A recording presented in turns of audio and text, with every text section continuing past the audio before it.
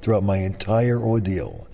And whenever Dick came to visit, I knew Joy would be my nurse, or so it seemed. She was phenomenal, and she was always there looking to see if, is your brother coming today? Your brother coming today? Now, the bond between me and Joy grew strong. So strong, when I was finally discharged 6 months later, she came in to work on a day off to bid me goodbye. I have never ever forgotten this young lady, but sadly never ever saw her again. She was a godsend. Now, the floor I was sent to was an adult surgical floor, as opposed to being pediatrics. They felt since I was 15 years old, I should be with adults. Boy, did I fool these guys.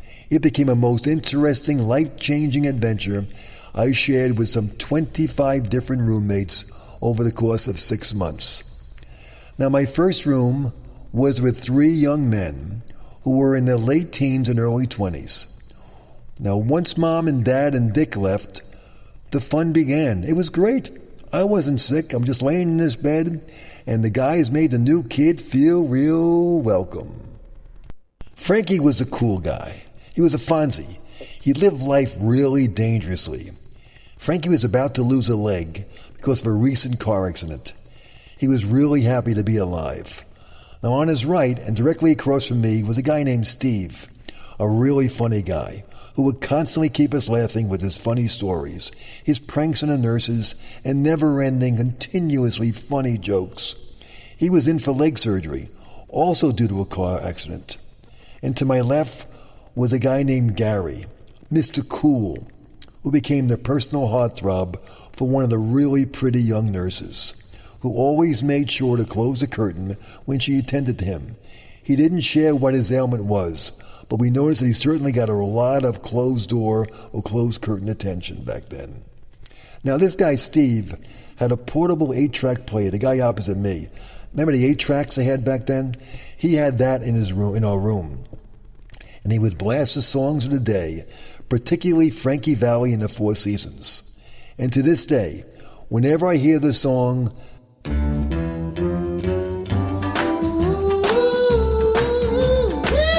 Peanuts.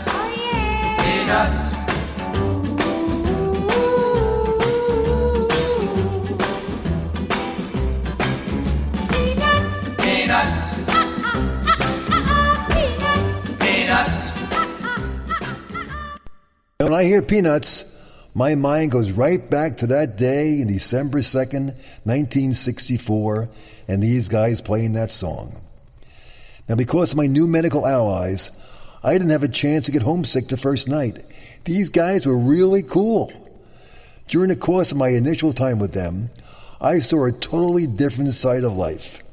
Now, one time, Frankie's friends, I can't believe this happened, they snuck in a bottle. I don't know what was in the bottle, but him and his friends had a little private party, while one friend stood by the door as a lookout for the nurses to make sure no one came in the room. Now, smartly, they didn't share any of this special bottle with the new kid. They realized I was only 15 years old. But these guys had a little party going on out there. They were a little interesting bunch of people. The next day, however, my new beginning was about to take place. I had no clue what to expect. The experience from the previous night changed drastically. I was sent to a room for a cast, but I wasn't allowed to walk there, which drove me nuts. I can walk, I can get around, what's the big deal? I had to go in a wheelchair. It would be the last time I would sit up, never mind stand up, for 6 months. I was brought into a room which had a metal rack in the middle of the floor, sort of what you would think existed back in the Spanish Inquisition. They removed my blasted hospital gown, meaning I was au naturel. They laid me down on a cold rack, cold metal rack, extended my arms as far as I could reach out in a stretching motion.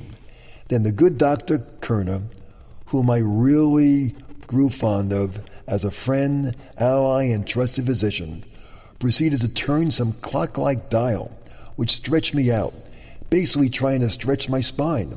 He was trying to straighten it. When my body finally met the number they were looking for, they stopped it, and the nurses started wrapping this warm fabric around me. It felt like some warm, wet stuff going on my body. They were putting a body cast on me, from my chin down to my pelvis. This was set to keep me straight prior to my operation, which would be another 3 weeks away. Now, Dr. Kerner and I spoke throughout this whole process. He was a really cool guy, and I really enjoyed him. He kept me light. He had a great sense of humor, and he knew I needed that. So he kept me distracted and kept me laughing all during the time, but I wasn't jumping up and down, just laughing in a humorous way. At one time, he turned to me and said, "Okay, Ron, now you're supposed to ask me a question." I said, "What's that?" "Doctor, can I play the piano when this is all done?" And I say, "Certainly." And you say, "Wow, that's great, because I can't play the piano now." Now, I never learned to play the piano, but I am taking lessons now, some 52 years later. But I did learn to live with my cast, even though there was a problem with my stomach. For whatever reason, I kept getting pains in my belly, and I couldn't relieve it. They couldn't fix what was going on down there. One day, Dr. Kerner came in my room with an electric saw and said, "We're going to fix the problem, Ron. We're going to get this thing worked so you stop getting that pain in your belly." He proceeded to cut a 12-inch circle in the stomach area of the cast to let my stomach expand. Finally, relief. Oh, I've been so lucky and I've been so blessed. In spite of my failings, I've found success.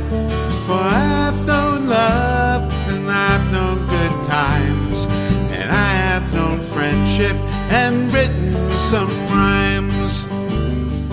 You've been listening to The Last Walk, Remember When, with your host, Ron Baumbach. And we've been back in time talking about my back and my spinal surgery. It's a multi-part series, and we're coming back again next week with more of this story.